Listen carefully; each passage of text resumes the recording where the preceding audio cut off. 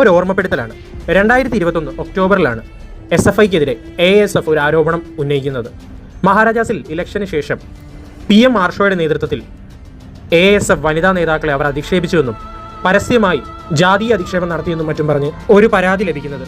പിന്നീടുള്ള മൊഴിയെടുപ്പിലാണ് കേട്ടാൽ അറയ്ക്കുന്ന ആർഷോയുടെ പ്രസ്താവനകളെല്ലാം നാം കേൾക്കുന്നത്. പിന്നീട് അതിൻ്റെ ഓഡിയോ ശകലങ്ങളും ദൃശ്യങ്ങളും എല്ലാം പുറത്തു വന്നു. പരാതിപ്പെട്ട ആ ASF നേതാവ് പല ഒരു ചാനലിൽ വന്ന് തനിക്ക് ഏറ്റ അവഹേളനത്തെപ്പറ്റിയും സംസാരിച്ചു. കേരളം അത് നല്ല വിധത്തിൽ തന്നെ ചർച്ച ചെയ്തു. കേരളത്തിൻ്റെ സംസ്കാരത്തിന് ചേരാത്തൊരു പ്രവൃത്തിയാണ് SFIയുടെ ഭാഗത്തുനിന്നുണ്ടായതെന്ന് അന്ന് സകലരും SFIയെ വിമർശിച്ചു.